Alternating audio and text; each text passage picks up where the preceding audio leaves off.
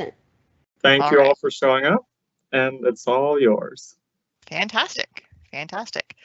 So it is Sunday, April 3rd at 4 p.m. I say that because on the last exam, I don't know if y'all remember, but I did my little spiel of like what's going to be on the exam. And then there was one little thing that we moved. So for those of you who don't know, all 5 of the instructors meet on Monday nights to discuss what's going on. And so if we have any last minute changes, we make them on Monday night. So I'm going to give y'all the exam 3 content as I know of it right now, which is Sunday, April 3rd. So if there are announcements that come out after Sunday, April 3rd, please trust those announcements and perhaps this video might be outdated by then. But as of Sunday, April 3rd, here's what's on exam 3. From chapter 17, we're looking for sections 17.9 through 17.12. That's successive approximations, polyprotic acids, acidic and basic salts, oxides, hydroxides, and Lewis acids. It's the tail end of chapter 17. It's stuff we definitely did before spring break. Before spring break. The other parts then is all of chapter 18 that we covered in class. So there is a section of chapter 18 that we do not do in class, and sometimes I frankly forget that it even exists because we don't do it. We don't talk about it. It's not a thing. It's called complex ion formation. So somewhere in your textbook, if you see them refer to a KF, that's complex ion stuff. We don't do it. It's not that it's not interesting. It's not that it's not valuable and useful. It's just that this is a general chemistry course. And since it's a general course, there's only so much we can cover in a semester. And so we leave out complex ion formation as one of the things that we leave out in the hopes that we can get to nuclear chemistry at the very end, but that's later. And the other thing that we either will be covering or have started to cover is thermodynamics. Section 5.1, it says through page 708 in the textbook. What this really is this is 5.1 to, it's 15 points, no, I got through the videos. It's basically to including delta G. So it's including delta G, and it'll include delta S, and it'll include delta S, full standard symbol. But where we are stopping is this 708 is where we're stopping. We're not going to do delta G standard, or more correctly, we're going to be saving delta G standard for exam 4. So it's conceptually, it makes a fair amount of sense because where we're stopping tells a pretty good story. And then essentially it's a more, what's the right term? A more finessed. Basically, we're going to learn about spontaneity and just spontaneity. Delta G standard starts to wind us back to equilibrium again. So basically, we will not be spending any time talking about spontaneity and equilibrium. Well, there's a little bit of equilibrium in there still. Well, if we have time, we'll get to that today. So when you're looking at the textbook, once you see delta G with a little not symbol, with a little degree symbol by it, that's going to be on exam 4, short version. My apologies for stumbling over my words, but this is also the part of this semester where most of the topics circle back on themselves, so it's really difficult to say this will not include X, Y, and Z because a lot of the parts that are cumulative are coming back about now. For those of y'all watching the pre-recorded lecture videos, it's videos 44 to 64. And 64 is that part of thermodynamics. So this until about 2211 is for video 64. Because video 64 is chapter 15, part 5, and you get most of that video is what you need, but that delta G, not that delta G standard, starts at about 2211 in that particular video.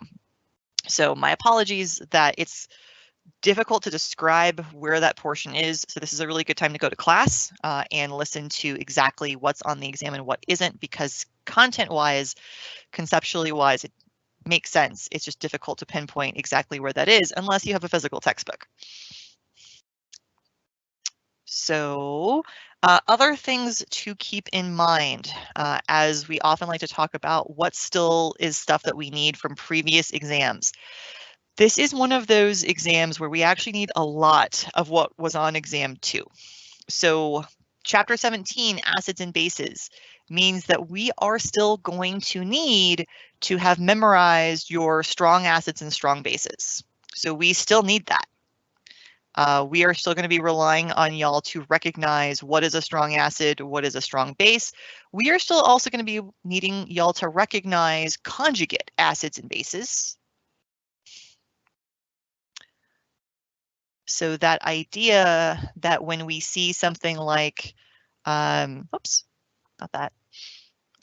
So we see something like acetic acid and recognizing that something like this H, what is wrong with my fingers today?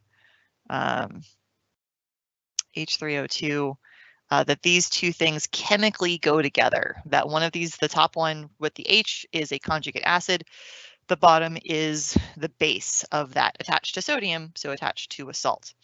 So there's a lot of those pieces that we're still going to need. We're still going to need Ka. We also need Ka and Kb, and the fact that if you multiply those things together, we could get Kw, which is 1.0 times 10 to the negative 14th.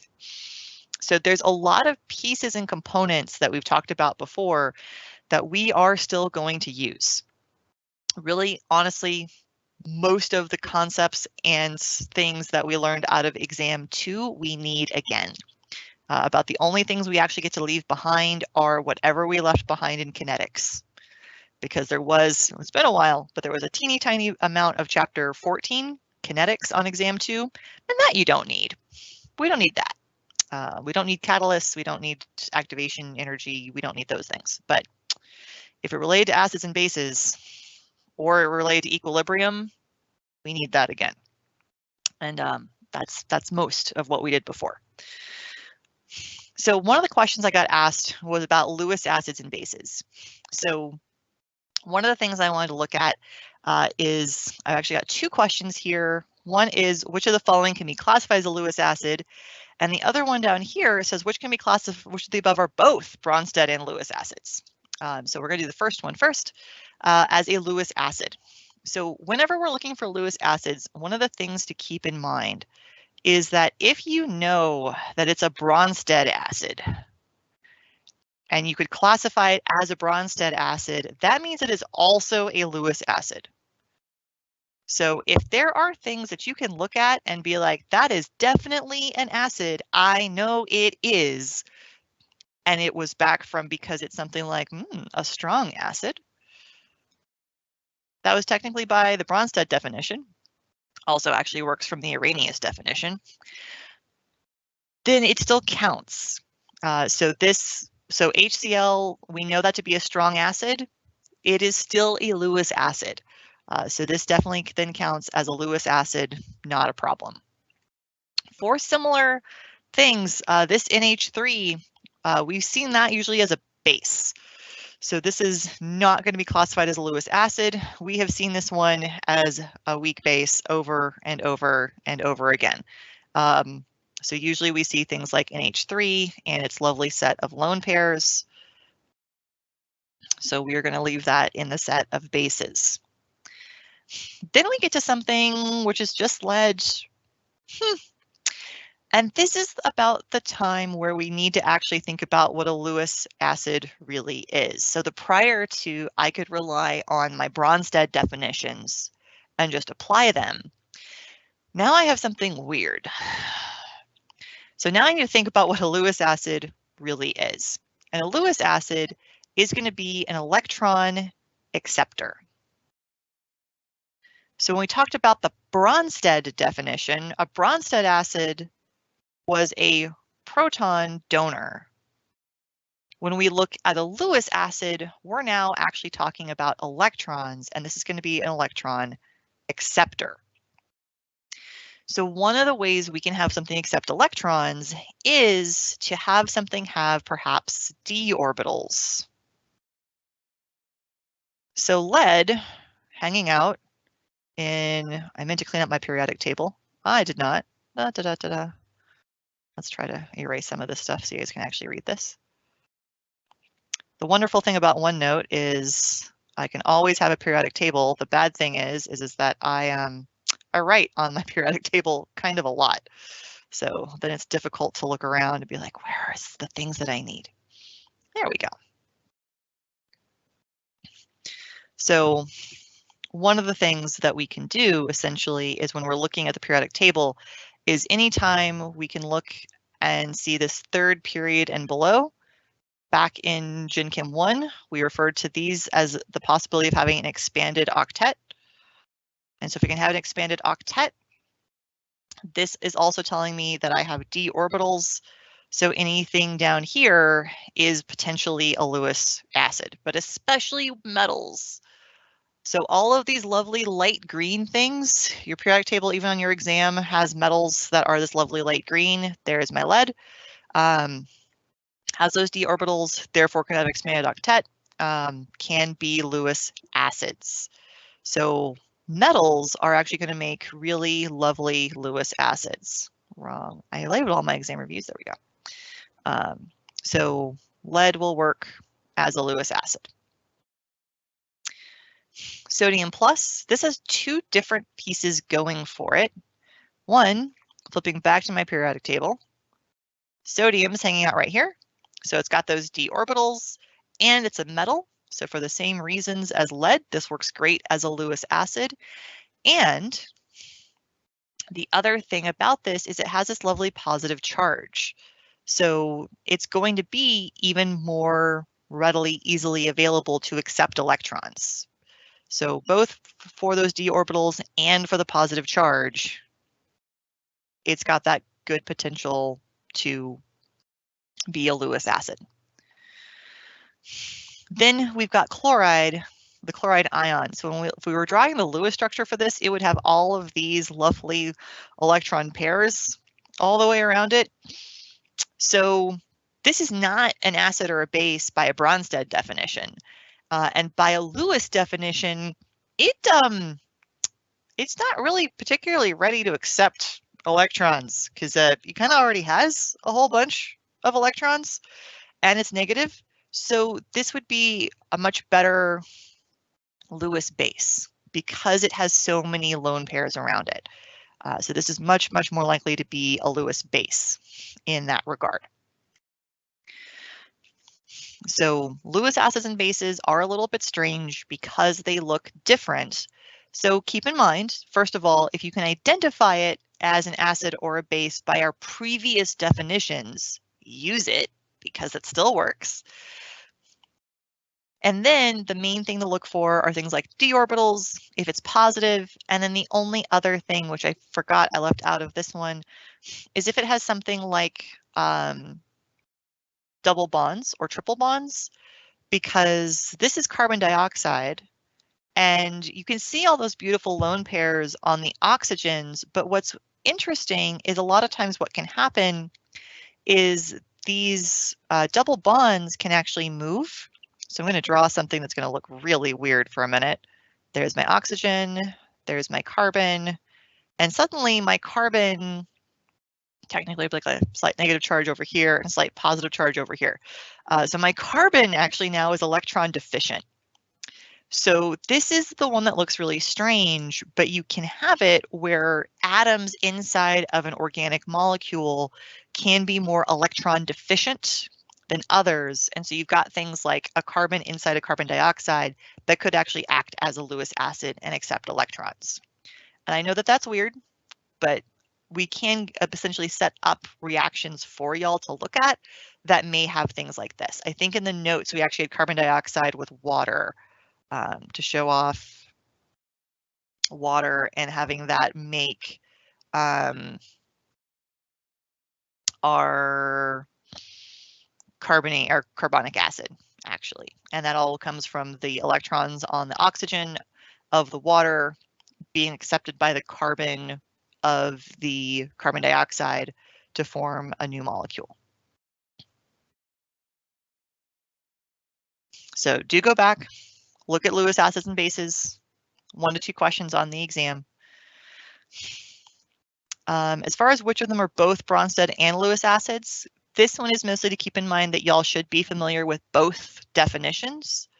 So we already figured out that 2 of these were not necessarily going to be Lewis acids at all. So we didn't really like Cl-, we didn't like NH3. That left us 3 things left. And of these 3, 2 of them were really only Lewis. So our 2 metals in here are Lewis acids, but basically Lewis acids only. They don't have any abilities to donate protons. They don't have any.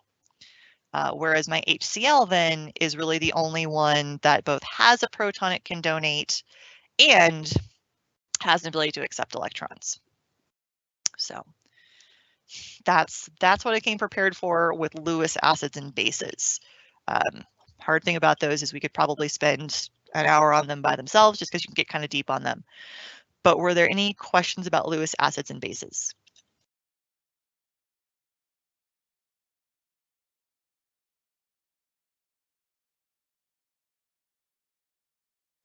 We have no questions in the chat.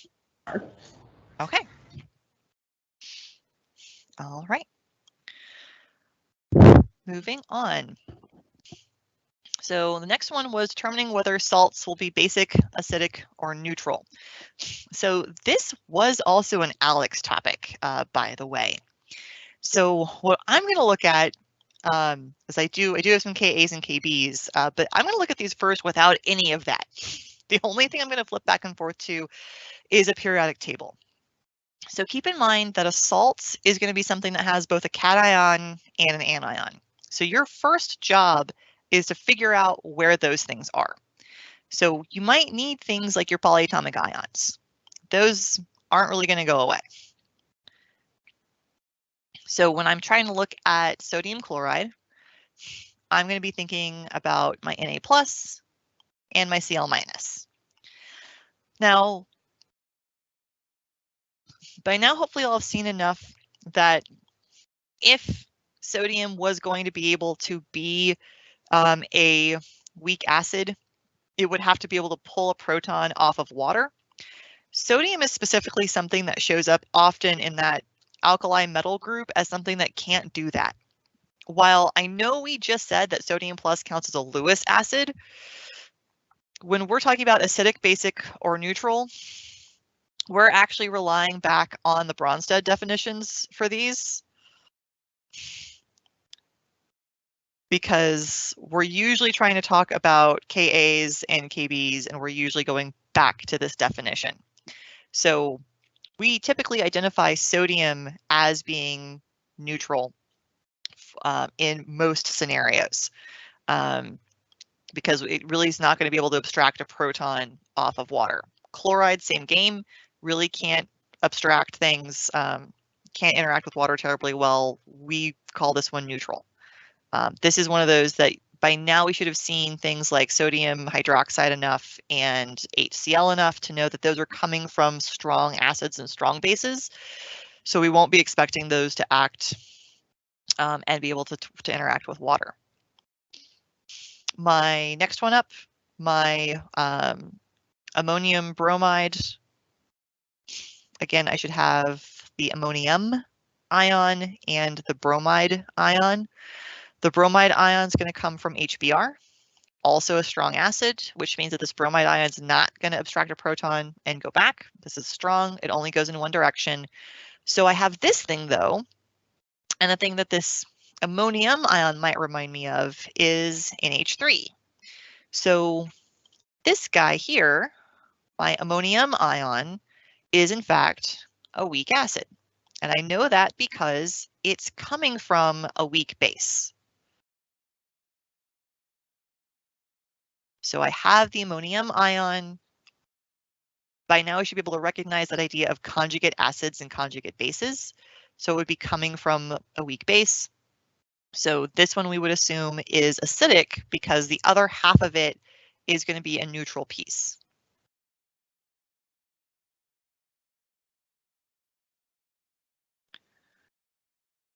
So next up, I'm looking at KF. I can have two pieces, a K and an F. If my K was going to do anything, it would look like that. That's also a strong base.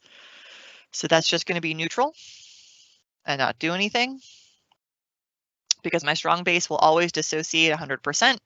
So that won't do me any good. From my F, though, the other thing I would have is HF. This is perhaps one of our favorite tricks to throw, because HF is actually a weak acid. I know all the rest of them in that column, and HCl and HBr and all of those are strong acids, but HF is a weak acid. So the thing that we actually have is we have this thing, HF. So HF is therefore the conjugate base. So this is a weak base, which means that my KF here should be basic. Up here we just did is acidic. The top one we did is neutral.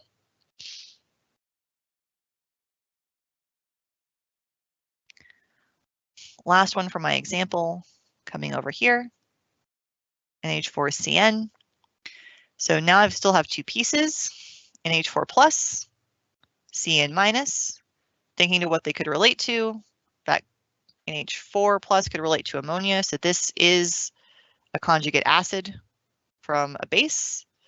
And my CN minus could look like HCN, which is a weak acid. So this is also a weak base. So now is the time where we're going to need some more information, because this thing's a weak acid and this thing's a weak base.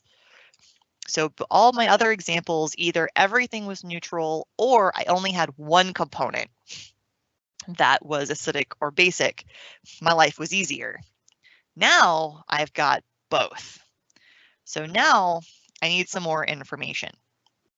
So what we usually give, and this is what Alex did too, is Alex went ahead, and we will likely do the similar things, where here I have information, but it's not exactly the information we need, because I want to talk about NH4 plus, but they gave me the KB for the base, but I have the acid. Likewise, I really would like the base of CN minus, but they gave me the Ka for the acid. Now, because we are just going to play a comparison game, we could actually compare these things to each other. But for practice, what I'm going to go ahead and do is compare the things we technically actually need. Because really what I want to know is is my acid stronger or is my base stronger? That's what I'm really asking. So therefore, to make that comparison, I'm going to go ahead and calculate my Ka value, and I'm going to go ahead and calculate my Kb value. So my Ka for this, and I'm just going to be using that Ka times Kb is equal to Kw. So as I calculate my Ka value, what I'm going to do is I'm going to take 1.0 times 10 to the negative 14 and divide it by 1.8 times 10 to the negative 5. And that's going to give me 5.56 times 10 to the negative 10. Then I'm going to do the same thing with my Kb value. 1 times 10 to the negative 14 divided by 6.2 times 10 to the negative 10. The weirdest things I have memorized. This one I don't. Y'all might have seen that 1.8 times 10 to the negative 5 a lot, because we tend to use it because it turns up quite a few times. 1.61 times 10 to the negative 5. This is that point then where we need to remember that the larger the value is, the stronger the species. And when I say larger value, what I really need to look for is my scientific notation first. Because remember that the scientific notation actually matters more, because this number is really 1, 2, 3, 4, 5, 6, 7, 8, 9, 5, 5, 6. Whereas this number is really 1, 2, 3, 4, 1, 6, 1. So while I realize that one of these is 5.5 and the other is 1.1 or 1.61, The part I actually care more about is that scientific notation. That's going to play a larger role in which number's bigger. So I want the bigger number because the bigger number is essentially going to win. The bigger number in this case is for my KB value for my base, which means that my salt overall, took us a while to get there, my salt overall has a stronger base than acid. So we would then say that this salt is basic because the KB value was larger for the base.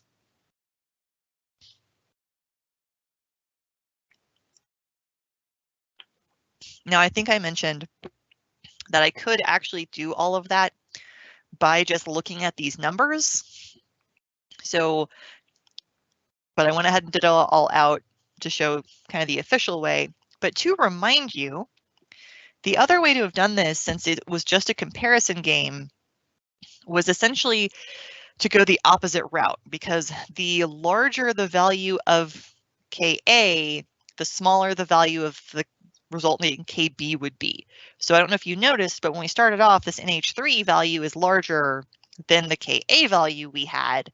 And then after we swapped them over, we had the opposite. So if you know that when you have a stronger conjugate base, its acid form is going to be weaker. And when you have a weaker conjugate acid, its conjugate base form is going to be stronger. You can use that piece of information to look at this and say, okay, my weak base NH3 is halfway decent, 10 to the negative 5. My acid of HCN is pretty terrible, 10 to the negative 10. So this 10 to the negative 10 is awful, which means the base form is going to be pretty good. So therefore, it's going to be basic in the end. But again, if that logic is not something that comes easily to you, you can do the math out on that problem. Any questions about determining salts and whether they will be acidic, basic, or neutral? There's, I think, 2 questions in the chat, Professor. Okay. One of them might be in reference to the previous section, but first one is, can't NH3 donate the lone pair?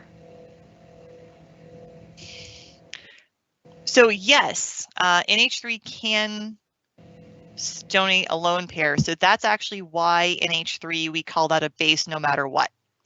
So NH3 can donate this lone pair.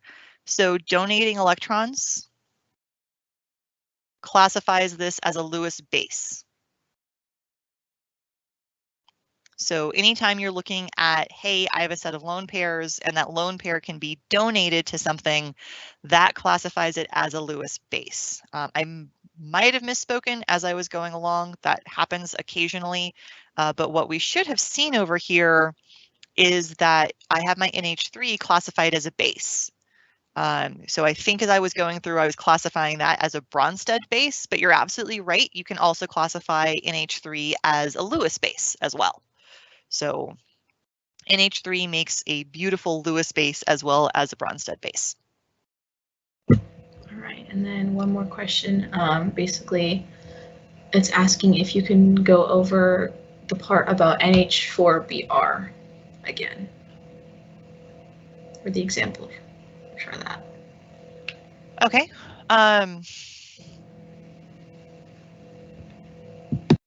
So the first thing you're going to have to do is figure out what pieces you have. A periodic table is really useful for that. So Br minus, this is going to come from our periodic table. So part of the way that I'm speeding up as I'm thinking through all of this is I know what my halogens look like. So everything that's in this group 7A is going to have a -1 charge. So that's part of how I'm able to split my salts so quickly is, and I didn't hop back and forth all the time, but the bromide ion is going to have a -1 charge and only a -1 charge. So I know that my bromide ion has a -1 charge because it's in group 7A, it's a halogen. That's going to be its only option for charge. So that's how I know that one. which leaves me with my NH4 plus. When I see NH4 plus, this should remind me of NH3, because essentially we've been doing a lot of different problems with equilibrium over time. And so NH3 and NH4 plus go together. They are conjugate pairs of each other. So this over here is the base, this over here is the acid, but they are conjugate acid-base pairs. And essentially, this is just something that we recognize. Now, I understand that spring break is in the way of remembering a lot of things, but that really is where that's coming from, is we used NH3 as a base a lot. And so now I'm identifying things. We can go back and think about this as the fact that this is something that's positive, and I have extra protons. So thinking about this as the likelihood of being a proton donor can also work, both because it's positive and because it's extra protons. So there's different ways to think about this, and remember that this is going to be a weak acid. But some of this is also coming back from having seen problems like this before, remembering back conjugate acid-base pairs. For the bromide ion, the main thing to remember about the bromide ion, and this logic is logic that I skipped over a little bit because this is logic we've hopefully already shuffled through from the second exam, but because people typically don't like this when we think about it. But here's the logic. So just like we said, okay, NH4 plus is a weak acid. It reminds us of a weak base. There's conjugate pairs. This bromide ion, you could say, comes from HBr, but HBr is a strong acid. We know it's a strong acid because we have it memorized. That's how we know it's a strong acid. As a strong acid, it's going to ionize 100% into H plus and Br minus. Because it's going to ionize 100% into H plus and Br minus, and we're drawing that single arrow over to the right, unlike before where we had a weak species and we had those equilibrium arrows, that's not what we have when we have a strong species. So we're going to assume that Br minus cannot attract a proton. So we're going to assume that Br minus cannot do that, because if it could, it would create HBr, which is a strong acid, and immediately ionizes, immediately falls apart again. So we're continually assuming that anytime we can recognize the conjugate species of a strong acid or a strong base, that is going to then be part of our neutral salt. So that's that more in-depth logic behind that NH4Br. So I was skipping over things like showing the periodic table. So my apologies, because that is where that logic is coming from, is going back to the periodic table. Other questions so far?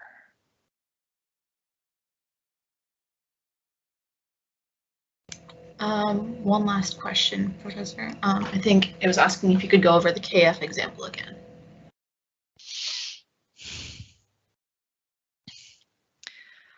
So, oops, that's a regular pen. So the KF example is going to sound really similar, where I'm going to grab my periodic table. And on my periodic table, what I'm going to look for is I'm looking for things that will help me out. Here's F, so it's going to be -1. Here's K. In my group 1A, it's going to be +1. So that's how I'm going to know those charges, they're off of the periodic table. So here's my K plus, here's my F minus. Both of these are going to try to remind me of conjugate species. For K, the only one we really have is KOH. That's a strong base.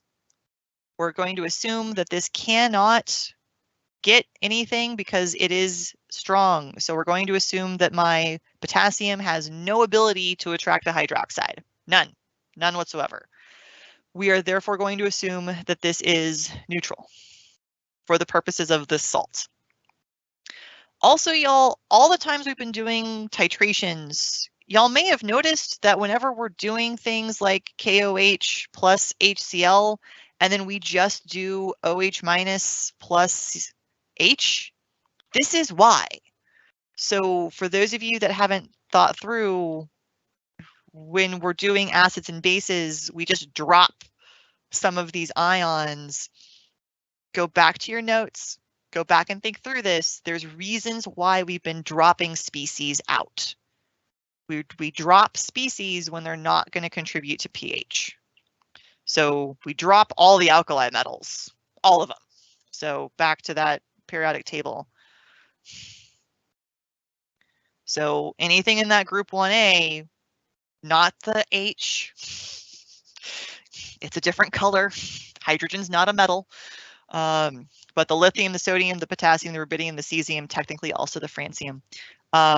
Anything that's that alkali metal, we keep dropping out of equations because they don't participate in pH. So y'all should have seen enough titration examples to have watched us drop that out by now. The F minus, on the other hand, is also going to remind us of something, which in this case would be HF. So we're basically imagining, hey, it's negative. What if it abstracted a proton off of water? It would look like HF. This is actually a weak acid. I know it looks like it might be a strong acid, but go back to your list of strong acids. It's not on there because it's a weak acid. It actually has a Ka value. It's 1.8 times 10 to the negative 4, because we might be using that later today. So that means that this F minus is in fact a conjugate base. So because it is the conjugate base of HF, it is a weak base. So that's how I knew. So I'm just breaking things apart, thinking through if this was the conjugate species of something else, what would it look like? And then what does that tell me about what I have left? Other questions on this? I think those are all the questions for now, Professor. Okay. So yeah, so a lot of those salts are pulling things apart. What do we have? But yeah, I don't usually like to talk about things like potassium as the conjugate acid of a strong base because it doesn't really make any sense. We usually refer to things like the potassium ion and the bromide ion, the chloride ion, as all spectator ions. They just hang out, they don't do anything. So that might be the other language you were waiting for me to say, is that we usually just call things like the bromide ion a spectator ion. So that's the other language we often use because it doesn't participate, it doesn't do anything, it just hangs out. So I don't know if that's helpful or not, but that's another thing you guys may have heard before. It's just that those are spectators. We just don't really mess with those. Boring. Okay. My next question, buffers, like what are they when we see them? So what is it? So a buffer specifically is going to be a weak acid and its conjugate base. Or it could also be a weak base and its conjugate acid. The point being is that we're going to need both pieces. So the main thing is that this and becomes the most important part, because in order to pull off a buffer, we're actually going to need both pieces. So oftentimes you just see something about HA and A minus, and we go on down the road. But that and in the middle is the part that makes it a buffer, the fact that we're going to use both of them. And we need both of them to be there, not just one of them. So as far as the HH equation, so it says equations plural, so you're actually only going to watch me do one of them. So I just use one. I just use this one. The log, and PLT leader taught me it's the log of AHA, A minus over HA. These units, by the way, can be in moles or molarity, either one. It just has to be in the same unit. So whatever these are, we just have to both be the same. So as long as both of your units are moles, or both of your units are molarity, or both of your units are millimoles, as long as both units are identical, works great. It's the great thing about having a ratio, because that means that all our units are going to cancel anyway. So as long as they're the same, that's all that matters. There is a second Henderson-Hasselbalch equation. I don't usually use it. I'll actually show you where we could use it though. So I actually have a problem here to show off the equation. And I apologize, I didn't get all my subscripts done. So this is an NH3, NH4 Cl buffer, has a pH of 10. What ratio of base to acid is required to make this buffer? So I'm actually going to go ahead and use Henderson-Hasselbalch for this, but I'm going to use the pH equation for this. And I'll do it once with the other equation too, just to show off. So here's my pH is equal to pKa plus log of A minus over HA. I'm asked for the ratio of base to acid. That's what this thing is right here. I have a pH of 10. Then I need the pKa to make this work, but they gave me a Kb instead, and that's not what my equation wants. So all I'm going to do for my Kb is I'm going to go ahead and take the negative log of this 1.8 times 10 to the negative 10, and that will then get me my pKb, which is then 4.7447, but I want pKa, so I'm going to take 14 minus my pKb and just plug that in to get a pKa value from that, and I get 9.2553. So I can actually use this equation even though everything I had was in base. I can actually just recalculate. Log of A minus divided by HA. So then I'm just going to subtract over. I get 0.7447 is equal to the log of A minus divided by HA. Then to get out of this, I raise this 10 to the power of 0.7447 is equal to my A minus divided by my HA, which I just get a whole number, 5.55. For a ratio, we can always use that trick of anything over 1 is still the same number. So I can either use my ratio of base to acid is 5.55 to 1. So there's my ratio of base to acid. Base is on top, HA is on the bottom. Anything over itself is just 1. So just to remind you, if you wanted to, we could have actually gone ahead and done this with the other equation for Henderson-Hasselbalch. Personally, I like to just have one memorized and do it that way. So the other option was to use some more space somewhere. POH is equal to pKb plus the log of HA divided by A minus. So the hard thing here though is that now I can use that pKb that we found earlier, my 4.7447, but now I have to change my pH to POH. So my pH that the problem wanted was 10. So now for POH, I have to take 14 minus 10, which is 4, plus the log of my HA over my A minus. You may notice that this is going to look kind of similar.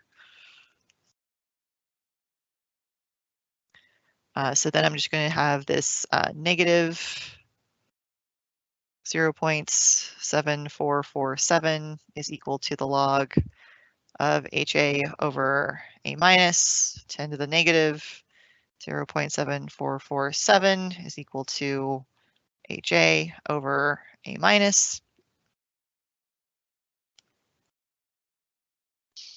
So now I have 0.18 is equal to HA over A minus. So now I still have this problem, and we can still do it the same way. Now I know these answers look different. They're not, because essentially, if I actually went ahead and took 0.18 and divided it by 1, we would still have that 1.8. But basically, remember how my ratio here asked for base to acid?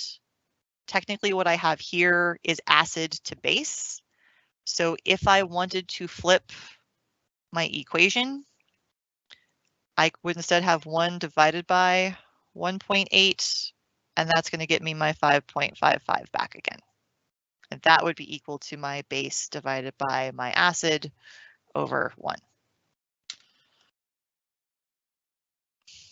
So I know that that's a lot of algebra tricks, but essentially what my goal was to show you that the two Henderson-Hasselbalch equations will actually get you the same answer.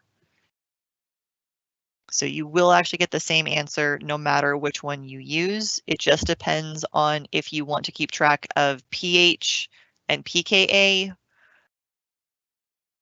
in which case then you wind up with A minus over HA.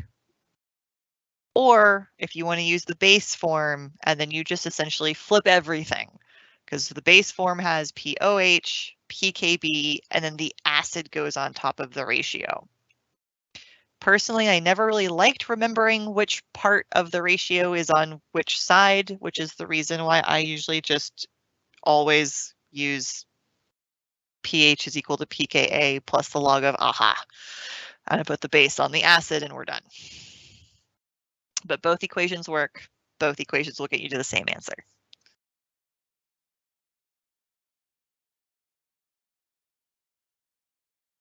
Questions so far? There's no new questions, Professor. Okay, thank you. So some other tangents off of this. If there are already 1.5 moles of NH3 in a beaker, how many moles of NH4Cl must be added to reach the same ratio? So essentially, this is where we're expected to already have this 5.55 to 1 is equal to my base to my acid. And what we're now saying is that my base is a certain number, 1.5, so how much of my HA do I actually need? So this is then looking at the fact that since I have a ratio, what I can do is put that equal to 1.5 is equal to X, and now what I can do is I can cross multiply. So some of those, again, algebra tricks will let us solve for different things that you might not have seen before.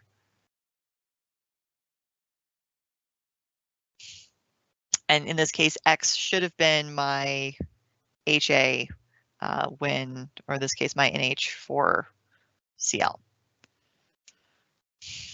So that one was a follow-up from the previous one where you're basically given additional information because you can use that ratio in different ways.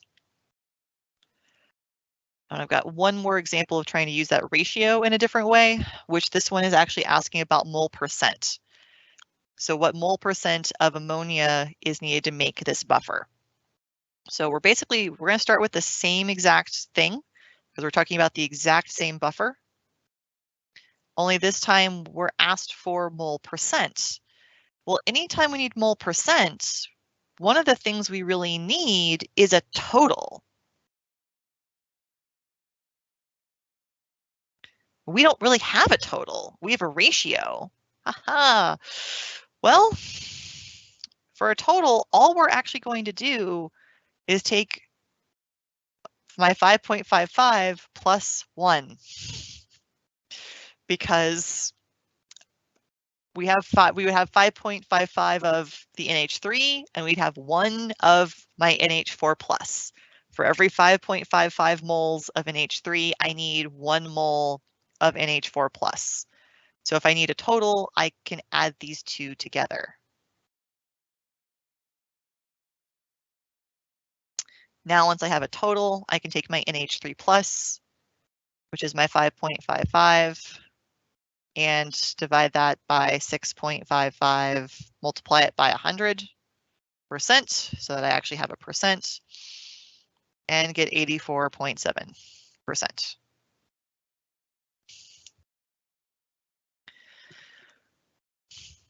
Essentially, I was trying to rack my brain and think of different things we could do with this ratio. So sometimes we just ask for the ratio.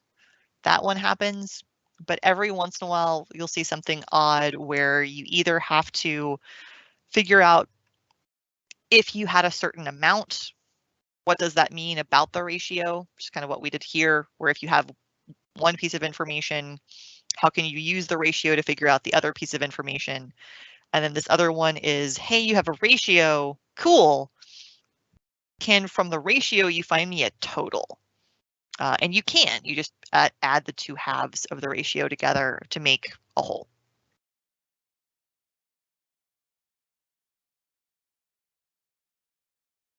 That's the last thing I had on buffers until titrations.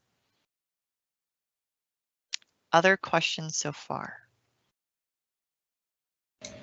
None for this section, Professor. Okay. That changes, let me know. Sure. So next up, I don't remember how many times I got asked this because we had a pretty short list of questions, but I think everybody who asked questions asked something about titrations. So the first question is how to quickly identify what process to use, an ice table, Henderson-Hasselbalch equation, etc., when given a titration problem. And can we go over the steps to solve titration problems of each kind? So strong acid, strong base, weak acid, strong base, weak base, strong acid. So first of all, no matter what, the answer to both of these is the first thing we're actually going to do is think about what we have. What species do we have? And then the next thing we're going to do is we're going to react everything in moles. Because it's really only once we've reacted everything in moles that we can go ahead and decide what to do. Decide what to do with what we have.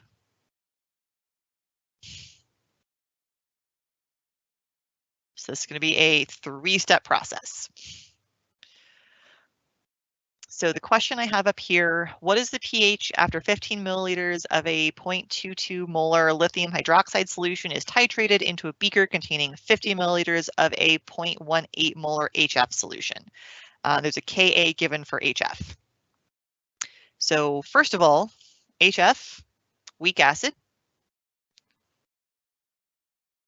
Lithium hydroxide, strong base. The main reason why we want to identify that first is because we have a weak species. I'm going to have to set this up and I'm going to actually care about the products. If I have a weak species, I care about the products. So I am going to have to draw this arrow and I am going to keep track of what's going to happen over here. Because if I have a weak acid in a titration, I'm going to generate weak base. And we will probably care about that weak base. So if I have a weak species in my titration, I have to write things out and I have to keep track of how much of its conjugate is created. So if you have a weak species, we're going to keep track of the conjugate.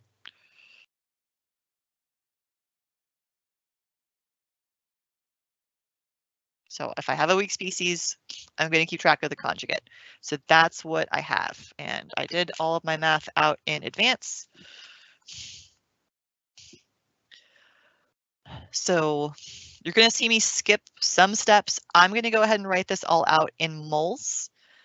But all I am doing here is I'm taking my milliliters. This is really 0.015 liters, and I'm going to multiply it times my 0.22 molar to get moles. So I am going to skip some of those steps, but I'm going to react things in moles. So reacting things in moles. So liters times molarity will give me moles. So my hydroxide then is 0.0033. My HF is 0.009 for starting off. So this, I usually try to refer to this as a reaction table because this is not equilibrium. We're going to get the end in here. And when we do the subtraction, all we're going to do when we subtract is we subtract the smallest number. So we don't actually care a whole lot about stoichiometry. We just care about which number is smaller. So we're just getting rid of one of our initial species. So I want the smaller number is my strong base. So I have none of that left. I do have some of my weak acid left over. And I have generated some of my weak base. Okay, so we figured out what species we had so that we would know we need to keep track of the conjugate. We then reacted everything in moles. Now we have to decide what to do with what we have. Cool. What do we have? What we have is we have no strong species. That's gone. But what we have is we have the weak acid and its conjugate base. We have both. Weak acid and conjugate base. Both of those exist in the same beaker at the same time with no strong species around. That, my friends, is a buffer. That's what that is. So I get to use the Henderson-Hasselbalch equation. And what's really cool, Henderson-Hasselbalch, I can use that in moles or molarity. So I don't care about volume now because I have moles. And that's all I needed. Oh, my R is floating. Don't float. Oh, things are floating. Hold on. OneNote. This happens to me every once in a while. Hey, look, it's the behind the scenes of Microsoft Teams. There we go. Okay. Things stopped floating. Good. So I have both the conjugate acid and its weak base. Since I have both of those, I'm going to go ahead and use the Henderson-Hasselbalch equation, which I have memorized. There we go. Apparently I'm writing in green now.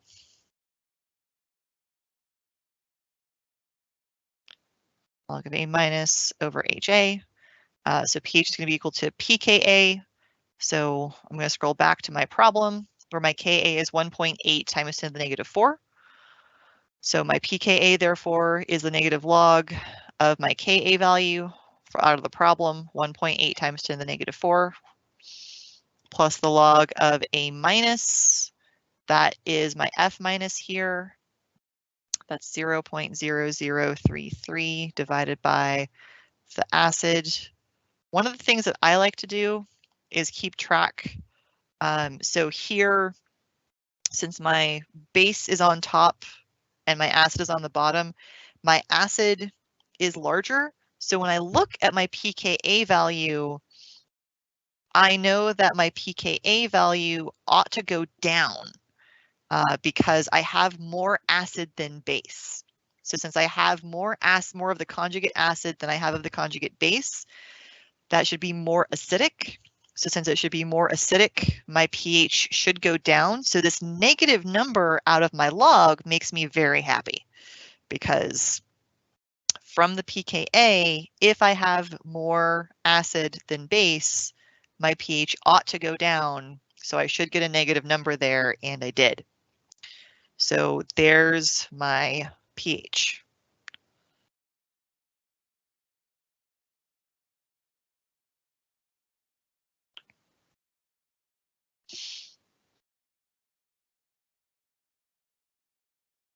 So we identified what was going on, that we had a weak species and a strong species.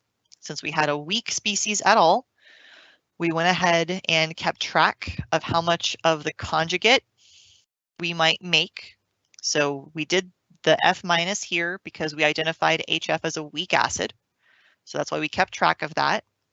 Then since we had both HF and F- and no strong species, but we had both weak species, we went ahead and identified this as a buffer and used the Henderson-Hasselbalch equation to solve for pH. Notice that from this table is where we're really going to have three main options. So one of the options is what we just did, where you have both. Both weak species. So what we just found out is if you have both weak species, weak acid and weak base, we are headed for a buffer. But there's another option in all of this, which is maybe I only had F-.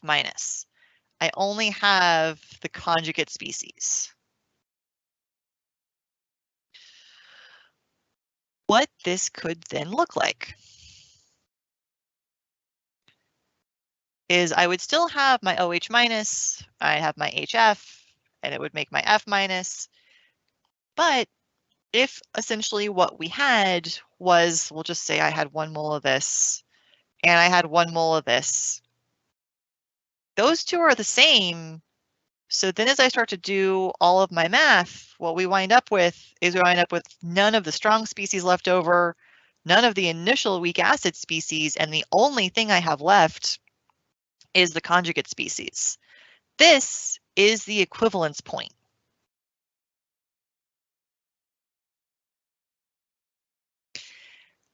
One of the strangest things about this is at the equivalence point, you just have one thing left, and it's a weak thing. So this is now a weak base problem. So we got rid of all of the weak acid in solution. The only thing left over is a weak base. So this is that time where you've got to go back and remember how to deal with weak bases. So there was a time, it was before spring break, in the before times. And we did things like this. And we wouldn't care about the water. And then for our F-, we would need a concentration in molarity. So we would be able to take our 1 mole and divide it by our total volume to get a new molarity. And there's none of this, and there's none of this, and then the F- is going to go away, and then we're going to have plus X, and we're going to have plus X, and we're going to have our concentration of F- minus X, X, X. I have hydroxide here. Since I have hydroxide, that means I need a Kb value. Kb is equal to 1 times 10 to the negative 14th divided by my Ka value. Just to remind you how to do that, would have gotten me 5.556 times 10 to the negative 11 is equal to X squared divided by whatever concentration of F- I got.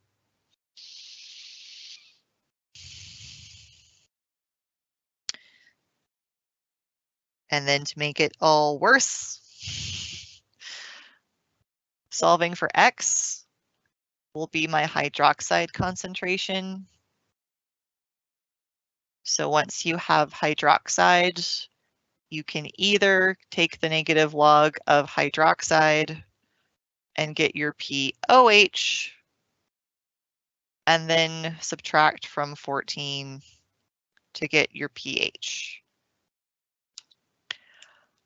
I realize that I'm not actually doing this particular problem out for you. I am slapping up a whole bunch of equations. I'm doing that because this is a weak base ice table. So there is no speed that I can go at that's appropriate, because everybody either wants to see this done in all of the detail, or you're already mad at me for as much as I just did. But this is an ice table. So I'm mostly showing off to remind you that this is that part when I was referencing, hey, most of the stuff from exam 2 we're going to use again. This is actually all exam 2. This is all exam 2 stuff. But we are going to use this potentially for exam 3, because this is how we solve for an equivalence point when you started off with a weak acid and a strong base, and all you have left with is weak base.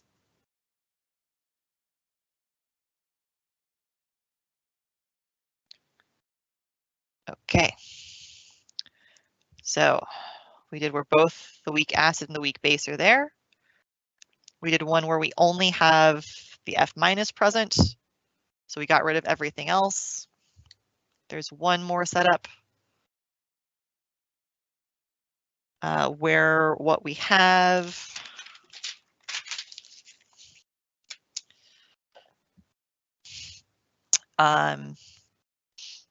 so this one, the math worked out a little bit easier. So we're going to pretend that I had 100 milliliters of my 0.22 molar lithium hydroxide and 50 milliliters of my 0.18 molar HF. Same game. Just F minus.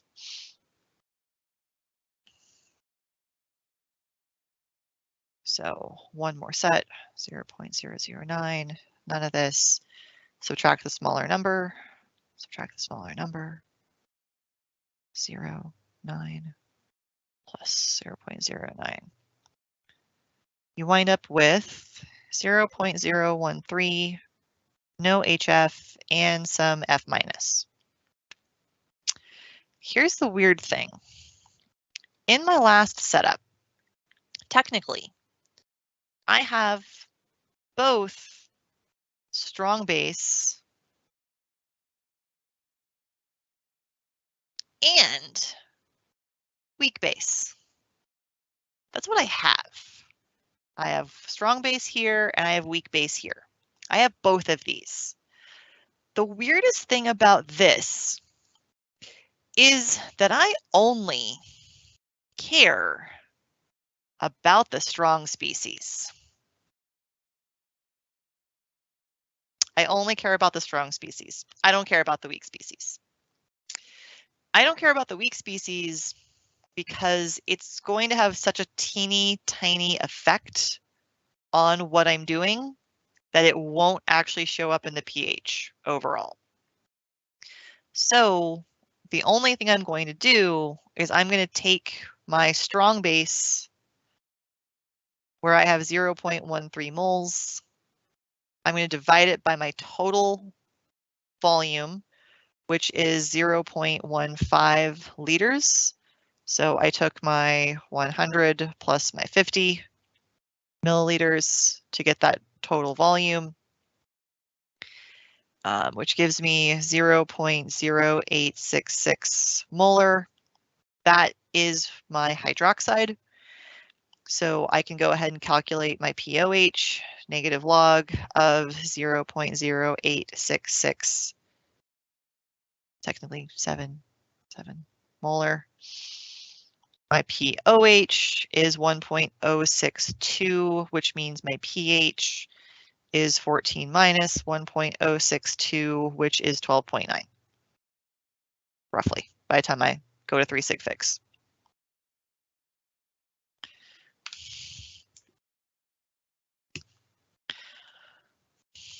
So those are the 3 options off of a weak acid strong base titration.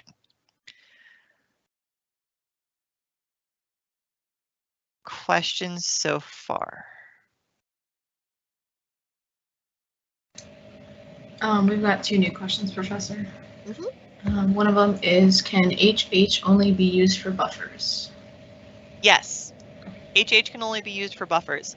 The nice thing with HH is if you haven't already tried it, grab your calculator and try to do something when you have a 0 on either side of the ratio.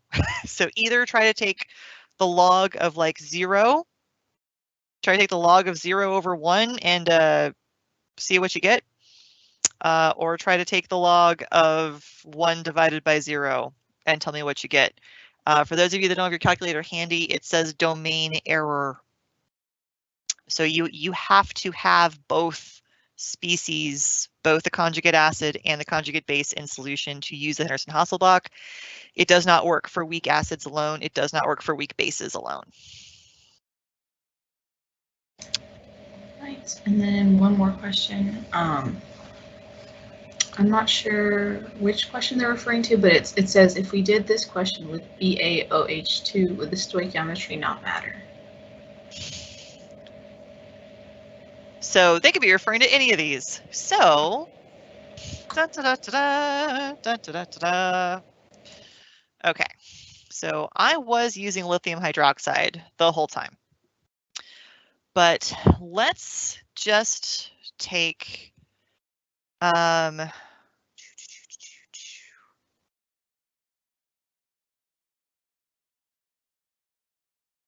this, and let's just change this to barium hydroxide. We'll go ahead and put in, make that small. So if that's the only thing I change, this does change. Now, what's interesting is I could actually keep my generic form. And this would be okay, but I have to change something because I am still going to react my OH minus with my HF to yield my F minus. Also, if there's a different way that you prefer to do your equations, you can do it a different way. This is my personal preference because then I can keep my same generic form, makes my life a little easier.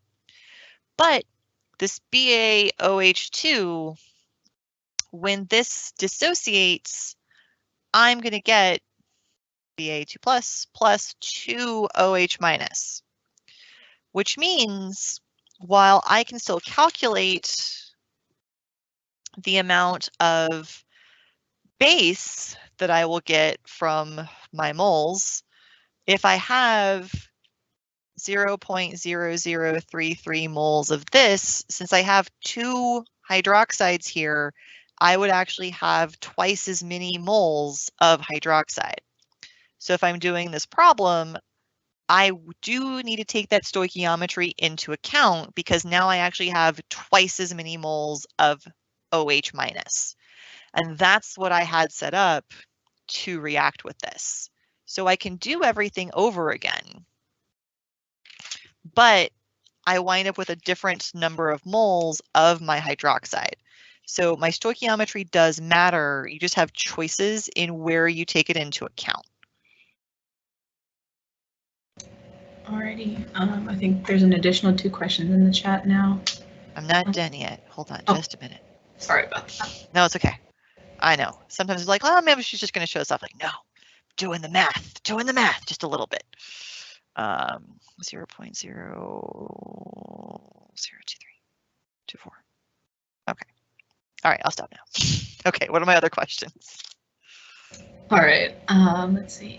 It says if the Ka or Kb is not given, can we use the pH equals negative log, assuming we only have the acid left over?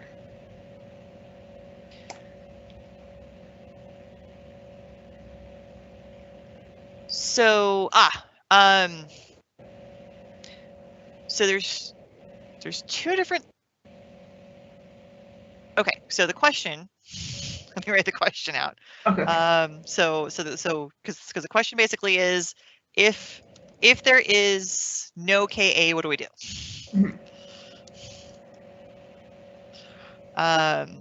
So if there's no Ka, now here's the reason why I want to write this out. I want to write this out because technically there's two different things that might be happening. Option A is that you just have a strong acid. And that, I think, is what the person was alluding to. If it's a strong acid, then you absolutely can just negative log of the concentration of your strong acid will be your pH, and we're done. The other potential scenario, and I say this because y'all need to ask us, we should be putting Kas into the problem, but just in case you think there ought to be one and you don't see one, double check your potentially useful information at the top of the page.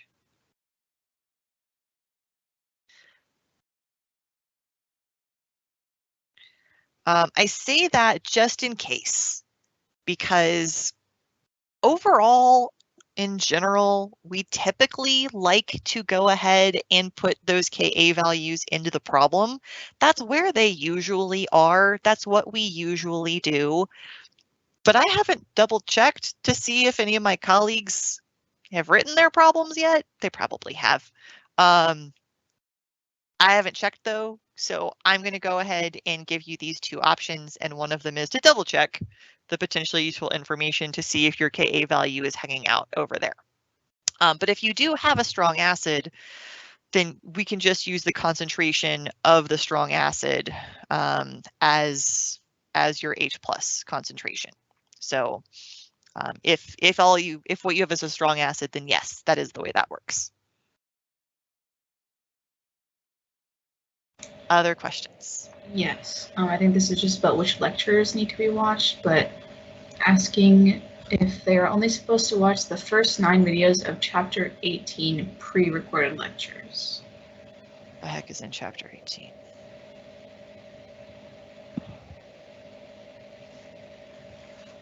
The first how many? First 9. Of 18? Yes, Chapter 18. That sounds wrong. Hold on. Groups.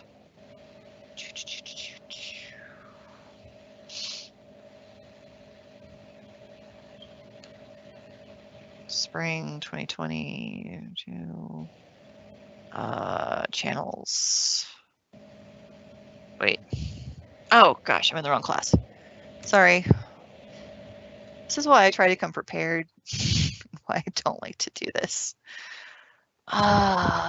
Where's I'm looking for the 7W1 section for spring of 22. There it is. Turns out the more classes you teach, the more stuff you have. Chapter 18. Oh no, you need all of those. We did KSP the last week. So there are 12 videos in chapter 18. And yeah, we covered KSP last week. So yes, you need all of the videos in chapter 18. Yes, all of them. Nobody asked me about KSP, but it's on your exam. So yeah, so we did, for my class, we did Will precipitate form on Friday. I introduced the concept of selective precipitation. So I have to walk them through one problem on selective precipitation, but it's not that bad because we already did Will precipitate form. Other questions? I think that was all of them for now. Okay.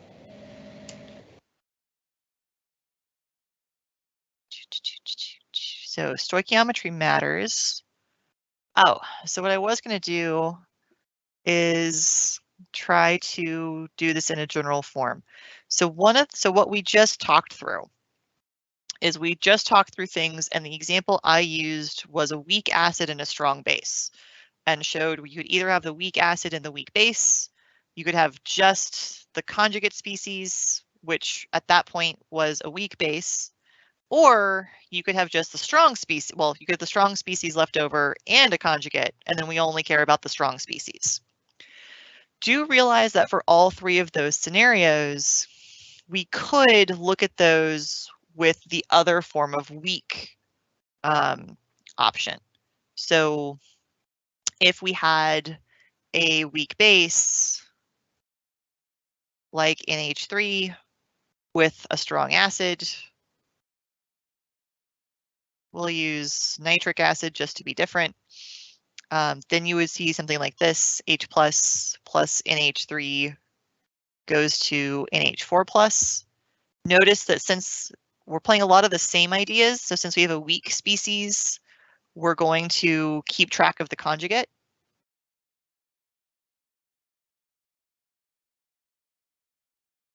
And just like before, you would essentially expect to see three different scenarios. Either one where there's none of the strong species, some of this, and some of both conjugates. If you have both, then that's a buffer. You could also expect that, again, just like before, we could have a scenario where once you did all of the reacting in moles, that what you might have is none of the strong species, none of the original weak base, and the only thing that's left is the weak acid, in which case then this becomes a weak acid problem. And then we're back to chapter 17 style of stuff, calculating things based off of a Ka value and winding up with some concentration here, 0 and 0, plus x minus x, the concentration minus x, x, Ka being equal to x squared divided by the concentration of your NH4 plus. Main difference here is that now x would actually be equal to H plus, which makes plugging into pH a lot easier. And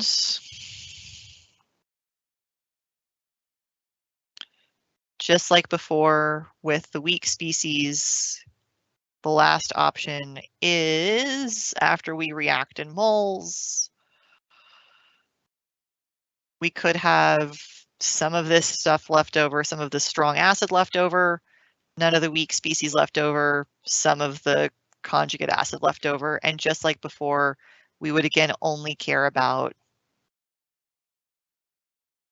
the strong left over. So you still need to calculate the new molarity after things have been added together. But so this is the part where conceptually they are the weak acid, weak base titrations are conceptually very similar.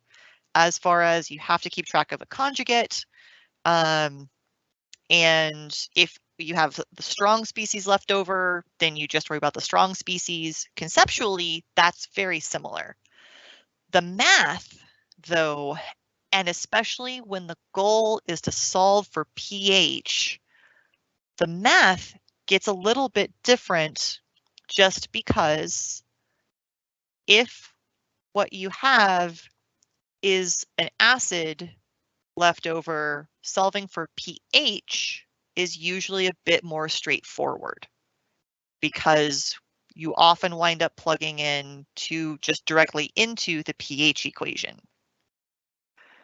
When we had bases left over, you saw a lot more of subtracting from 14 because often if you have a base, it's easier to solve for POH. So conceptually, the weak titrations are conceptually very similar to each other. You've just got to keep track of, is it an acid or is it a base? pH, POH, what do I have? So I know that y'all do a lot of your math in your calculators, and honestly, a lot of that's a good practice because it's fast. But somewhere, somehow, you have got to keep track of, do I have an acid or do I have a base? Do I need to subtract from 14 or not? What am I doing? So somewhere you've got to keep track of that. And I know we haven't talked about strong titrations yet. I have not forgotten. But are there any other questions so far? No new questions, Professor. Okay. So I saved the strong ones for last because there's just not nearly as many options. As someone already pointed out, we can mess with, we'll try to do a more complicated one. So we can do things like, we'll say there's 50 milliliters of a 0.2 molar HCl solution. Oh, something better than HCl. What else can we do? HI. Why not? Hydrogen iodide. We haven't done that one. Hydroiodic acid. And 50 milliliters of a 0.1 molar strontium hydroxide. There's not that many options. So again, we're going to think through the same things when we first started out, which is, what do we have?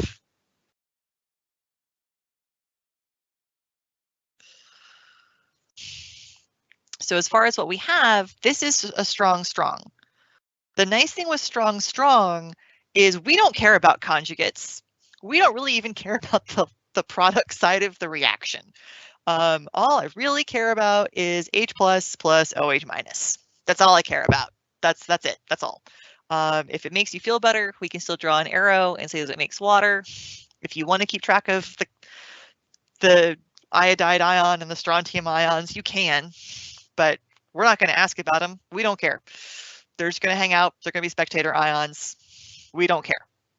So the nice thing about a strong titration is we do not care about their conjugates. We don't. We just care about the strong species. So we still need to react in moles. That's still true. So as far as reacting in moles, if we take what we have so far, you might notice we again have that pesky 2 to deal with. So again, as we go ahead and take a look at 0.05 liters times 0.1, I have 0.005 moles of my strontium hydroxide.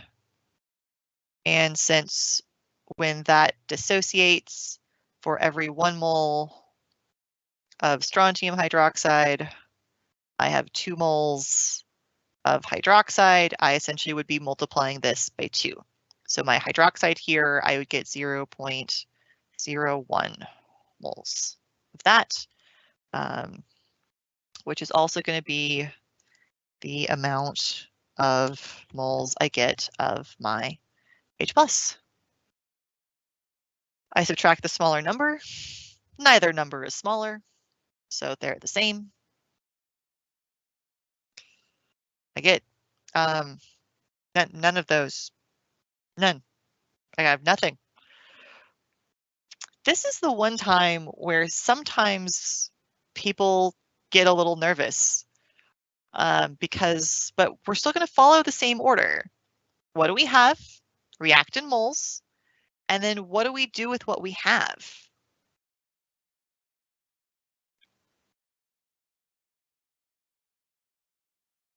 So the weird thing is we don't have a strong species left at all. It's gone. We don't have an acid or a base left. Those are gone. So this is that weird time where all we have left is water.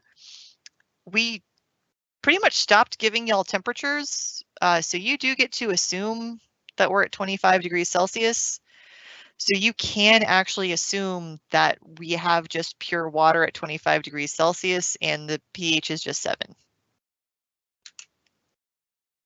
oddly enough, this equivalence point of a strong titration is sometimes the one that people forget because sometimes people get so caught up in what do I have? What do I do? I must need a buffer. I must need an ice table. I must need something else.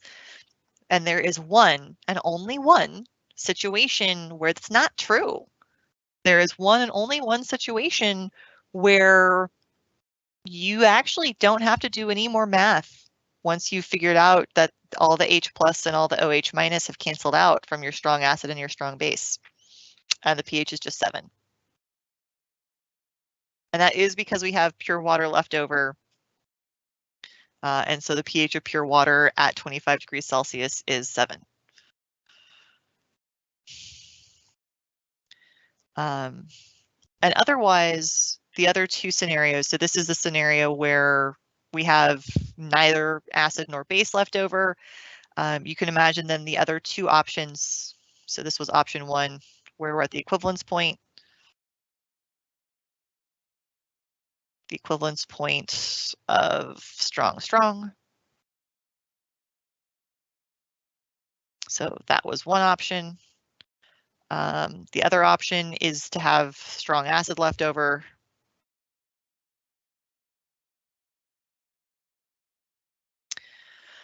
So if we had a different setup and at the end of this, we went ahead and said that we did a total volume of 250 milliliters. And after we do all of the math, we have no strong base left over. And let's say we have 0.82 moles of H plus. If that's what we have left over, we're going to take our 8.2 moles of this divided by my new volume, my total volume, get a molarity,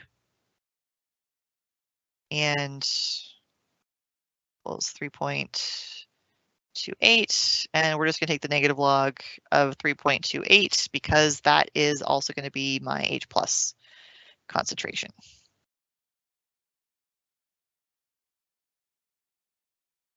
Log of 3.28 should be, yes, something small. pH would be equal to 0.516. So that's one option. So one option, neither H plus nor OH minus is left over. Option 2, H plus is left over. Option 3 is OH minus is left over.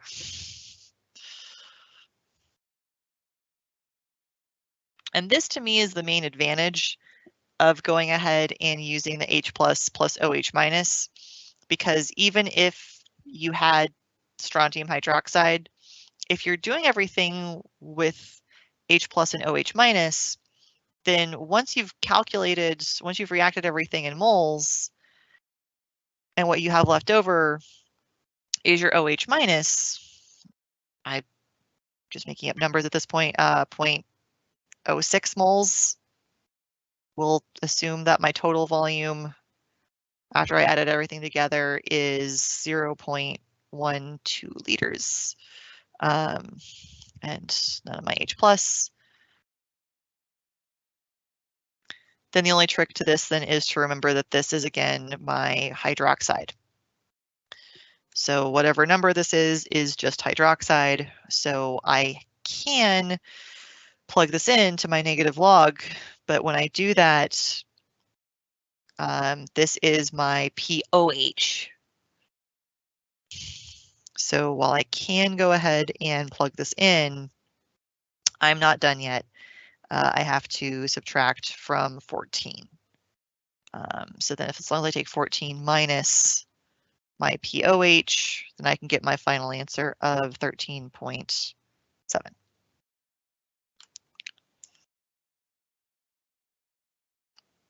So I know that that's fast. My main goal was to try to just show off a little bit of some of those calculations and a little bit of what those potential different options were. So a lot of that is the going through what might we have. So again, it's what do we have? React everything in moles. What do we do with what we have? And then for strong, you only have 3 options really. You're either at the equivalence point when your H plus is equal to your OH minus. With a strong titration, that's just a pH of 7. In a strong, you might have the strong stuff left over, in which case calculate your new volume, plug everything into your pH equation, or you might have hydroxide left over. You calculate your new volume, and then just remember that you then would have POH if you just plugged everything in. Questions so far?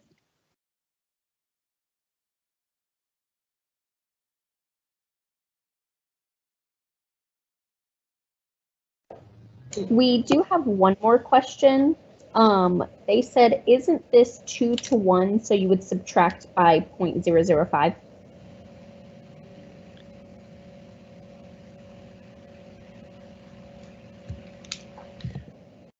So the way that I set this up, I went ahead and set this up and solve for my total hydroxide. So since I had total hydroxide, I'm just reacting H plus OH minus. If you wanted to set this up a different way, so if you wanted to set this up with my HI plus my strontium hydroxide, now what you're doing is now, if you do it this way, you can, but now we have to take into account all of that stoichiometry. So I avoided the stoichiometry by dealing with it at the beginning and just doing it this way. But here we can do it.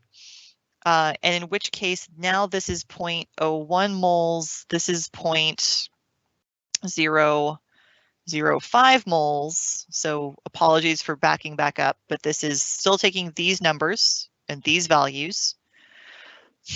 But instead of doing something that looks like it's 1 to 1 and dealing with the stoichiometry initially, now I have to deal with the stoichiometry here. So now that I don't care about water. So now I'm dealing with the stoichiometry here. I can still subtract, but now I have to deal with this too. Because now I have a 2 in my equation that I didn't have before. So I can still subtract 0.005, but now I have to subtract 2 times 0.005. Actually, it should be, sorry, subtraction. So you can do it this way, and you still get the same answer. So it's up to you how you solve those the reactions when you have to deal with a dibasic base.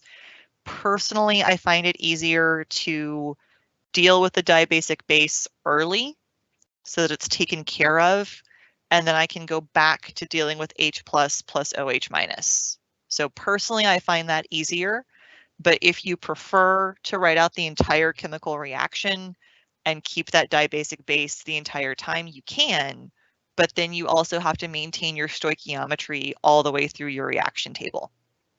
So it's doable, and it does look different. So it just depends on which way you prefer.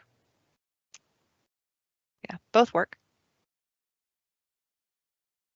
Other questions? Yes, there's a similar question. It says, can we review the stoichiometric ratio at the beginning of the strong? I think we just did. So there's, oh no, I got my weird dash thing. Hold on. Whack.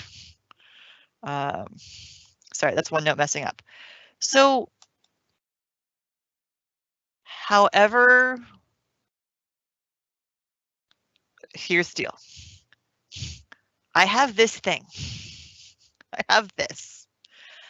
When strontium hydroxide dissociates, it will dissociate 100%, and I'm going to get this stuff out of it. How you want to deal with the fact that for every 1 strontium hydroxide, we have 2 OH minus is up to you. There are different ways to handle it. There are different ways to think about it. This also came up on your last exam.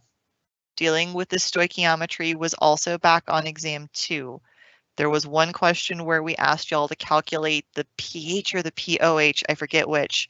I think the pH of a dibasic base. So this was actually also on exam 2 as well. But this idea is that there's a stoichiometric ratio that essentially there's 1 strontium hydroxide for every 2 OH minus. Personally, when doing stoichiometry, I often like to write things out horizontally because that shows that relationship a bit more clearly. And then that way, depending on what you need to do, we don't worry so much if we're multiplying or dividing, but this is a 1-to-2 ratio that we deal with as needed. I hope that helps. And I do know that this is something that people struggle with, which is why I don't mind going back over it again.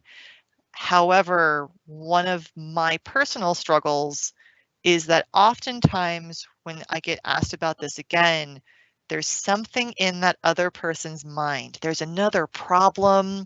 There's something from Alex. There's something an SI said, or there's a PLTL problem.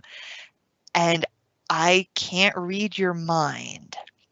So I definitely understand that this is a topic that people like to see and people like to go over. But I'm also aware that likely there's something specific you're thinking of, and I don't know what that is. So I'm happy to continue answering questions, but understand that if it's not syncing well in your mind, that might be because there's a specific problem that I don't know about that we need to talk about. Other things.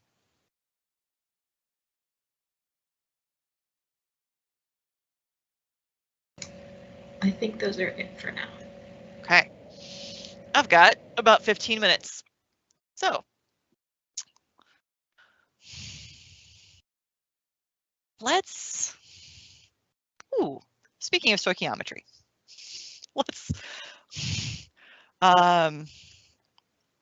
speaking of stoichiometry, let's do something no one likes. Let's do some more stoichiometry. Here's the one no one likes. For salts. I'm just going to say M for a metal. I3. So this is some mystical metal we don't know about that happens to have a +3 charge. And this is iodine, has a -1 charge. Back to the periodic table. Periodic table, there's iodine down there. Halogen, -1. For salts, if the equilibrium concentration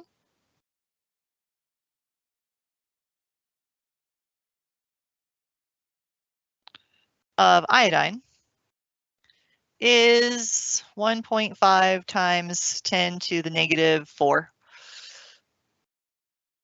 molar. That sounds good. What is the molar solubility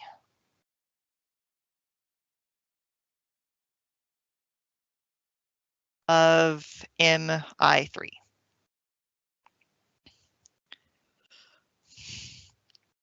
So sorry, that's all handwritten, so my handwriting is messy.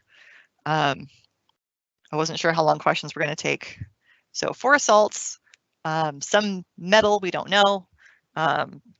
If the equilibrium concentration of iodine is 1.5 × 10⁻⁴ molar, what's the molar solubility of the salt? So for this particular salt, this is going to be a solid. This is an equilibrium with this metal we don't know, plus 3 iodines. Anytime we're dealing with KSP values, we basically don't care about the solid. Solids are not in equilibrium. We're assuming that there's none of this and none of this, and we're doing stoichiometry, plus x plus 3x, x, 3x. If we were going to go all the way to KSP, we would do stuff with the metal and my iodine cubed. But this asked for molar solubility.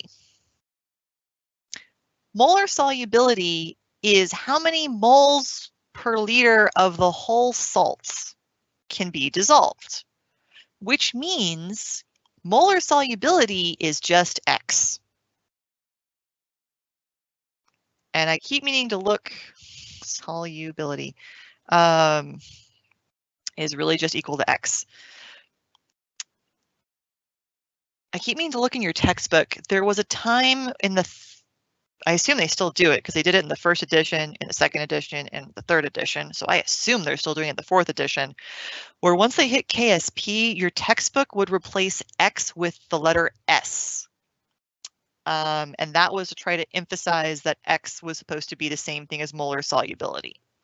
You will not see me do that for once, just because I already have handwriting problems.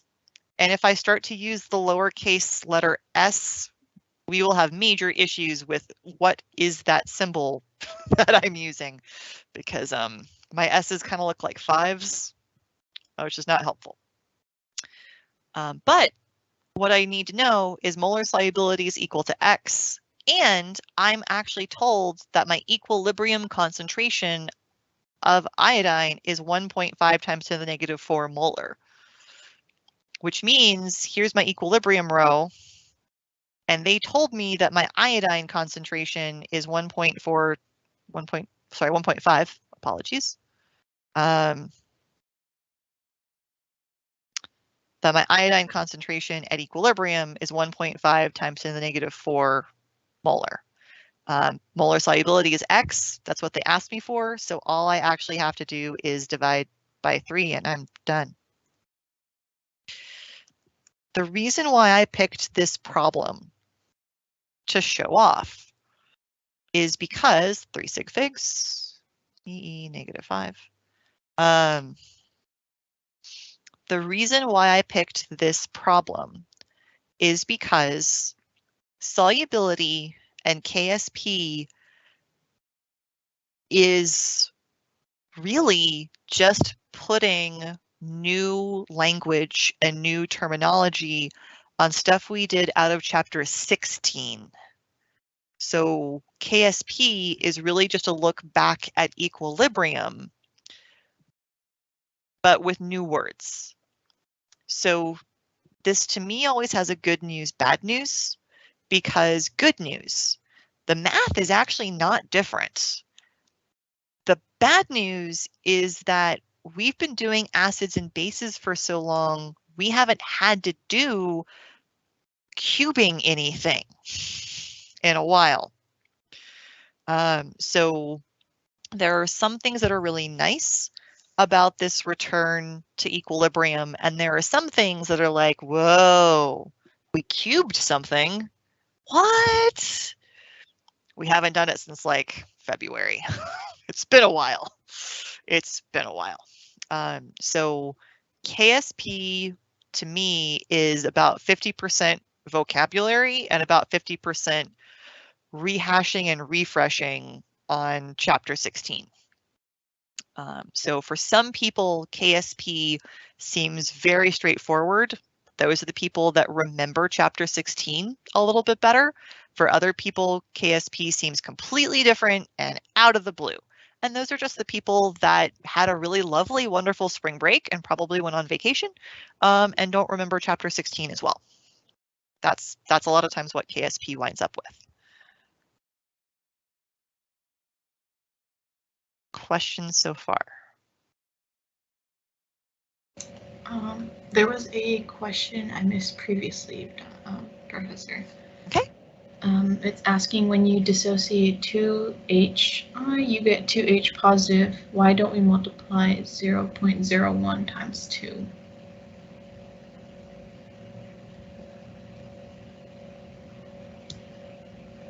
Okay, so the question was asking me about HI and why I didn't bother with any stoichiometry with this, because, and the person's absolutely right, when we dissociate HI, we get two pieces. We get H plus and we get I minus. The thing is that because we're in acids and bases, the only thing I care about is H plus. I don't really care about the I minus. That iodide ion is not going to contribute to my pH.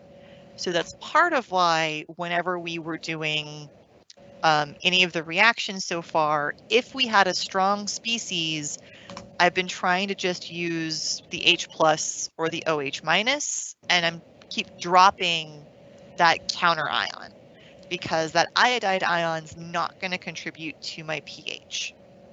So it is technically a conjugate base of a strong acid, but because it's a strong acid and it ionizes 100%, it's not going to participate in the pH. So my HI only makes one H plus.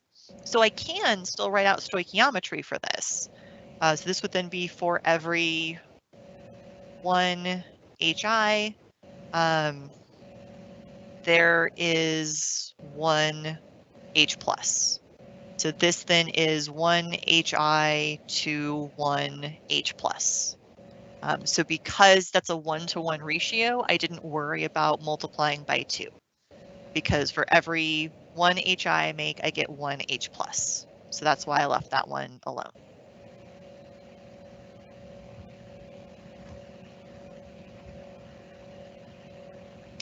Other things.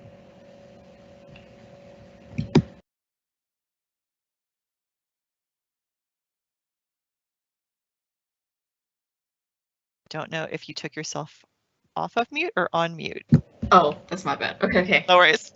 I think this is kind of a statement question thing. I'm just gonna read the whole thing. Sure. It says, I think it's important to mention that there is technically a negative X in the change row for Mi3, which is molar solubility, right? So that is why X equals molar solubility. So, okay. So what the point that they're trying to make is that I put a squiggle line through the Mi3 where the solid is. So as an instructor, I will always put a squiggle line when that species is not present in the equilibrium expression. If it doesn't mess you up and you want to keep track of the fact that that's how the stoichiometry works, you can do that. But as an ice table or a rice table, I will not acknowledge solids and liquids. So that is part of the way that I keep track of what goes in an equilibrium expression. But to the point of stoichiometry, the point that they're making is that what we care about in molar solubility is Mi3, and we're back to that idea that for every one Mi3, there is one M3 plus, and there are 3 iodide ions. And what molar solubility cares about is molar solubility cares about the entire salts. So I understand what the person is stating, which is that it might be easier to consider putting something in the change row for Mi3. I will not do that because Mi3 is a solid and it does not show up in a KSP expression. And as an instructor, I will do more harm than good by showing it off that way. So I do understand what you're saying. And if you're sitting around with some friends and you want to explain it to your friends that way, you go for it. As an instructor, I will completely ruin some people if I do that, and I will not. So I do understand what you're saying. I get it. But I need people to not put MI3 in a KSP expression. So that's why it's not represented in my ICE table. But a valid point, a valid point. And if this was a reaction table and not an equilibrium table, that could work. But this is going back to a real ICE table where this E stands for equilibrium. And we do not put pure solids and pure liquids in equilibrium. So no, I definitely get it, but as an instructor, I can't do that. So anything else? I think those are all the questions. Cool. I got 4 minutes. Sweet. I always feel a little sorry for the living learning community people that are like, oh, 4 minutes, let's wrap up early. No, those are my 4 minutes. Chapter 15, thermodynamics. What can I tell you about thermodynamics in 4 minutes? There are going to be, I usually think about this as 3 major pieces of thermodynamics. One is going to be entropy. 2 is going to be, I think about this as language of laws. To be more specific, the second and third laws of thermodynamics. And the last thing is this equation.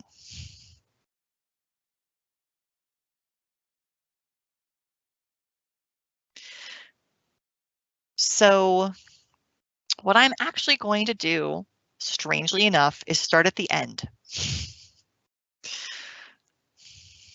This is what we refer to as Gibbs free energy.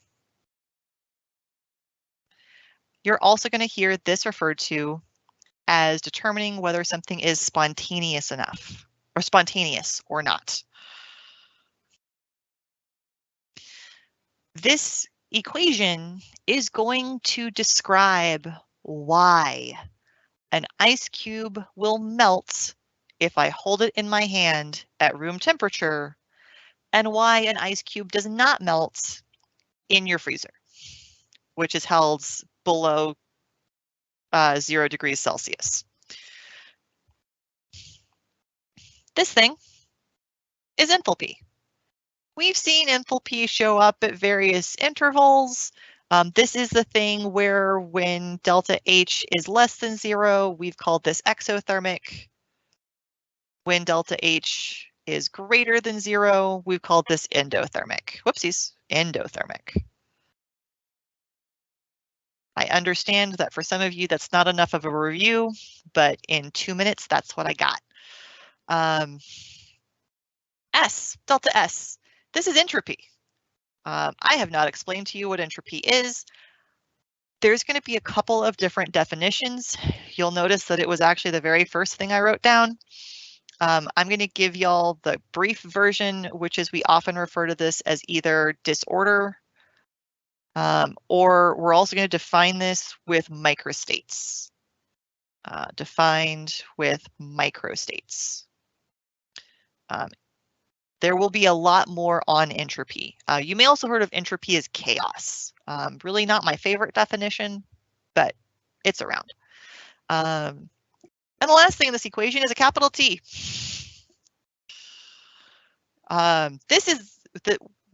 There's a lot of different stuff we do in chemistry. The only thing that is sometimes my saving grace is that capital T is still temperature in Kelvin. Temperature in Kelvin.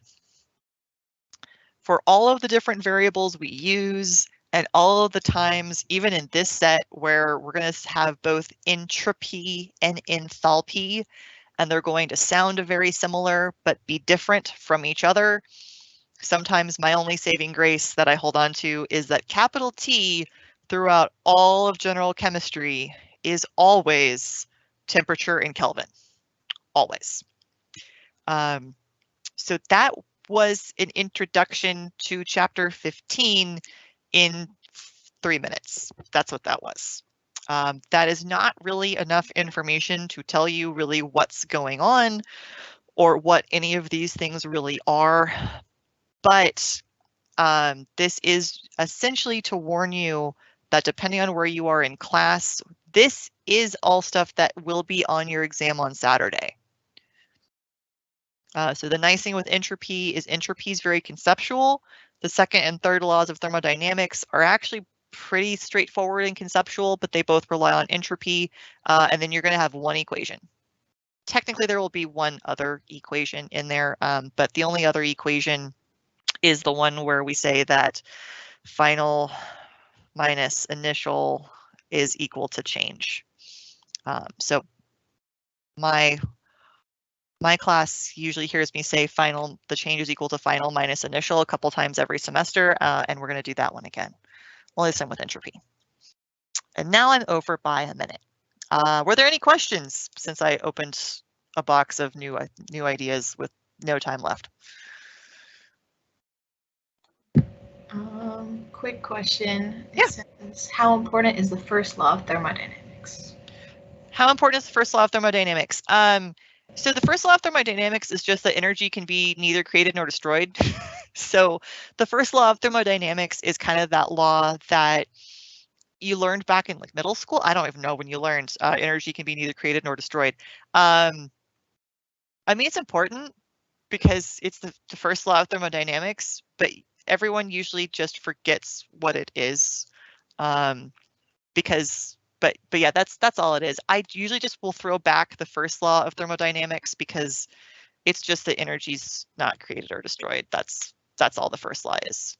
So how important is it for your exam on Saturday? How important is the first law of thermodynamics? Not very. How important is the first law of thermodynamics to the field of thermodynamics? Ridiculously important, because it's kind of what lets us do most of the stuff that we do in thermodynamics, is the fact that you assume that you don't lose energy, but that you can account for everything. But yeah, for your exam on Saturday, not that important. Oh, your exam's at 10 a.m. on Saturday, just like it was before. I forgot to say that at the beginning. Anything else? Exam's still at 10 a.m. Still at 10 a.m. Didn't change. Still 10 a.m. Other questions? There are no further questions. Thank Cool. you, Dr. Taylor, and No all problem. the students. That is the end of Gen Chem Study session. We'll see you all next time. Good. Bye, all. Bye.